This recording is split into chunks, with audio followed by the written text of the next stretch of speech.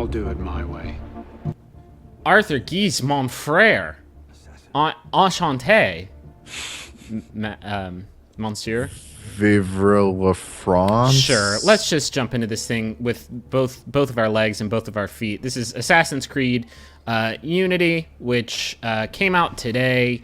You did the review for the review embargo. I feel like it's so like inherently tied to the story of this game now. The embargo was noon Eastern time today, even though the game came out at midnight on certain platforms, which is usually a sign that something bad has happened. Or that the game is not maybe up to snuff, or maybe that they are still working on the game. And I would say any one of those could be true, because it is, I gotta tell you, man, it doesn't look so great. I haven't played it yet, but I've only watched the video that you have captured, which we're seeing now. And it just seems like there's issues sort of all over the place here. I mean, I will say that it looks great. Sure.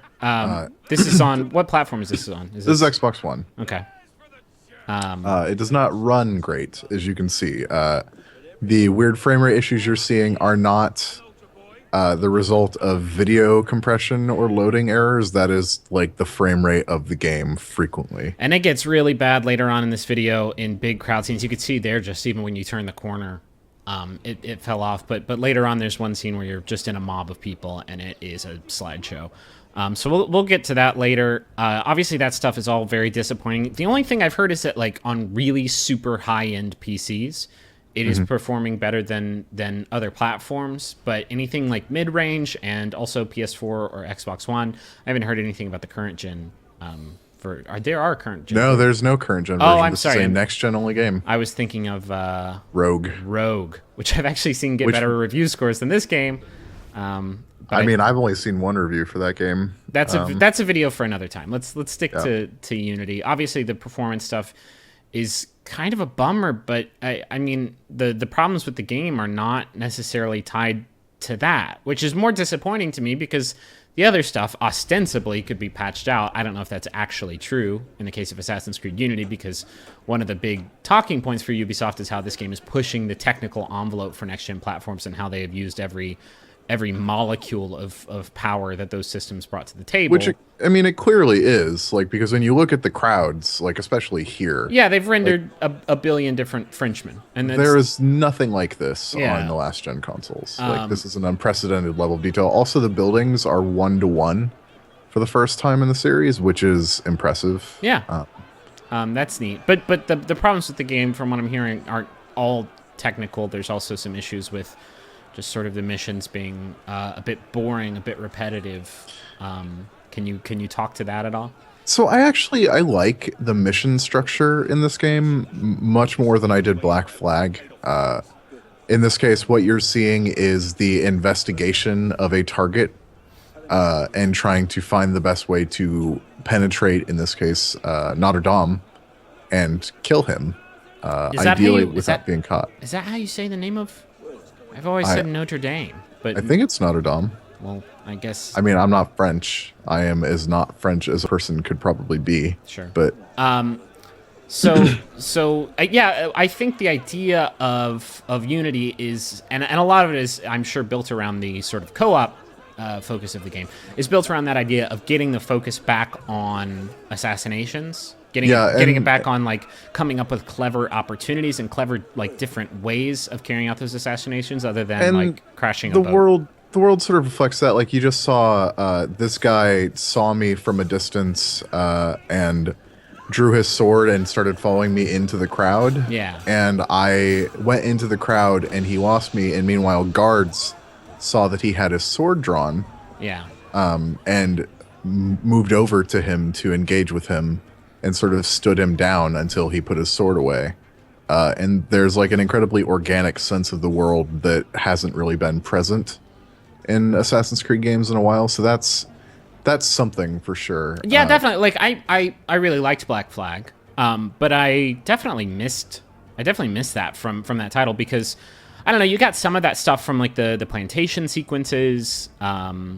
But for the most part, it felt more action-oriented than this idea of, I don't know if stealth is even the right word, but like puzzle solving and creating assassination opportunities I feel like that got lost pretty dramatically in Black Flag. Yeah, and in this that is more pronounced than it's ever been in an Assassin's Creed game, and I think to its benefit in some ways, the parts that undermine Assassin's Creed are the things that have been sort of digging at it for a really long time, which is that traversal is occasionally really stupid. Yeah, like you get stuck on things, and it kind of sucks. Yeah.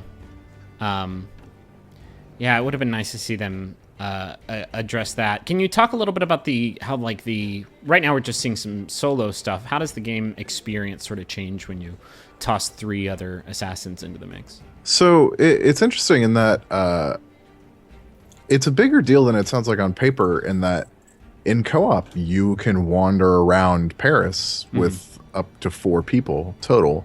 Like you can see right here, I'm stuck on the windowsill. Yeah, it's frustrating. Which is a really impressive technical achievement, that everybody is wandering around in one person's game world and the world is intact and you can like do all the emergent world stuff, but the missions themselves, like the single player campaign, is cut off. And here we see the interior of Notre Dame, which is 1-to-1, which is honestly pretty impressive. This is one of the things that the game focuses on, which are building interiors for really the first time. Yeah, no, that's super cool. But what do you mean by in co-op the single player missions are cut off? So you can't do these missions. Like to do these missions in the game, you have to take them just like every other Assassin's Creed game, which triggers the conditions to do them. Right. You can't do that in co-op. There are specific co-op missions to do in Assassin's Creed Unity, other than just wandering around the world and doing like little random emergent objectives. And those missions are pretty clearly designed for co-op.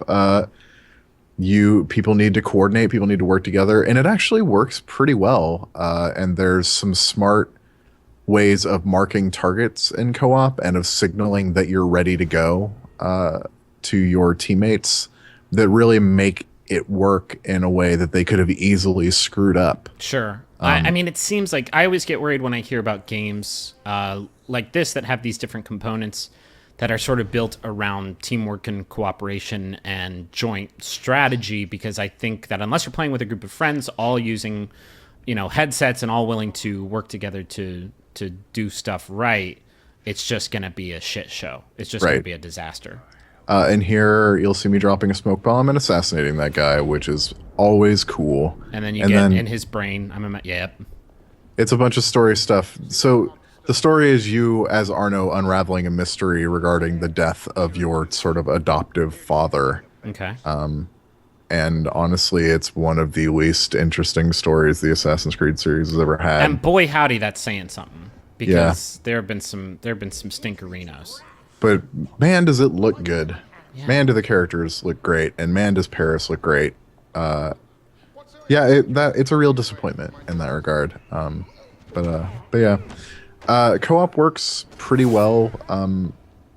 The missions aren't as involved as campaign, but there actually is story components to those missions, and the game establishes the sort of historical context of the people that you are interacting with, and there are definitely other prominent or lesser known figures from the French Revolution that are featured in those missions. So that's actually something that I appreciated as well. One thing that I find kind of off-putting, I mean, there's a few things, but it seems like there's a lot of different currencies sort of floating around. Like just in that one mission segment alone, you earned what looked like money, and then also some Creed points, which I imagine you used to purchase your favorite Creed albums on various formats. Yeah. So yeah, there's different kinds of currency and experience points. They're like the Creed points are used to upgrade equipment. Creed points are used to upgrade Arno, and there are different points you earn to upgrade your equipment, and there's also money that you earn to buy equipment. I mean, then there's real life, like American-ass dollars that you can spend on Helix points, Helix credits. Yeah, which can be used to buy weapons once they've been unlocked, once you've met their requirements, or it can be used to upgrade stuff. In lieu of the other currencies. Yes. Okay. Yes. And so here we're seeing something that they alluded to with their their sort of World War II weird time anomaly trailer, which is that the game contrives a scenario where you can actually explore France at different times. Okay. And while I really appreciate the sort of change of pace that these offer, and also just they're really intensely gorgeous. Yeah. These are sort of the functional equivalent of the catacomb sort of traversal challenge levels from the other Assassin's Creed games. And once I looked at them that way, I actually really appreciated them a lot more. And they're good palate cleansers. Like, it's interesting to see that. It does make me wish that we could see a more modern day Assassin's Creed setting. I mean, than that what we've gotten. people have been saying that since Assassin's Creed 2, and Yes. they just won't. I mean, we've had parts that you play as Desmond, sort of in the future times, Yes. but it's perplexing to me that they have just refused to. I guess so much of this franchise is people like virtual tourism and digging up these historical artifacts, but it seems like the demand is so clearly there for something a little more modern. Maybe not even modern day, but something like this even. I wonder if it's a matter of technology. I mean, Paris in the late 18th century is a less vertically tall thing than Paris of now, for example. Yeah, that's true. And it's clear that they want to go towards greater verisimilitude rather than a more abstract sort of symbolic version of the game world. Yeah. So, I mean, maybe it has to do with that. Yeah, I'm willing to suspend my belief for the eagle dive that like off like a 20-story building, you can live through that.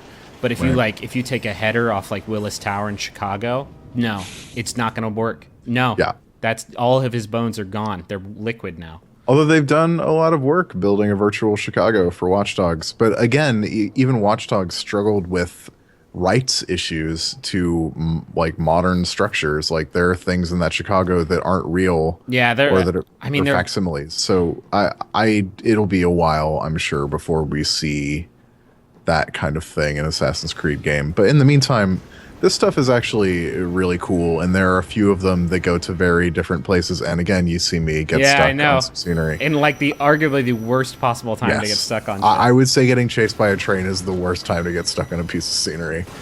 But I escaped. I have a weird relationship with this game because on the one hand, it's really intensely disappointing in a lot of ways, and it's unbelievable the shape that Ubisoft is releasing this game in, and I know that Ubisoft Montreal was working on it very late.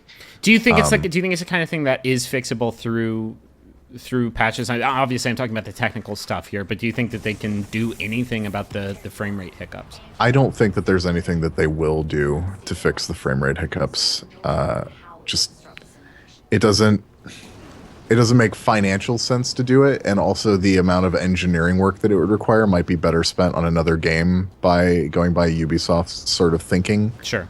It would require some re-engineering work. It would require some pretty fundamental stuff to change in the engine. And I just don't know. It would be a sort of unprecedented like engine change and patch for a console game, which is possible now because everything is installed to hard drives.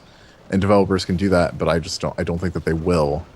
But even with all that, there's a lot in this game that I really like. Yeah. And I am a really big Assassin's Creed fan, so I am almost certain that I'm going to go back and do stuff in this game. We got like 30 seconds left. What do you want this franchise to do now? Where does it go from here?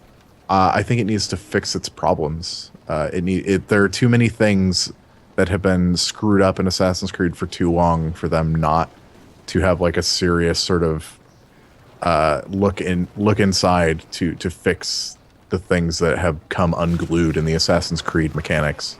Sure. Anyway, this is Assassin's Creed Unity.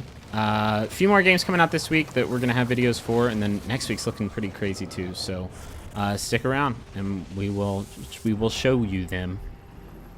That felt pretty fluid. Felt pretty organic. Pretty good.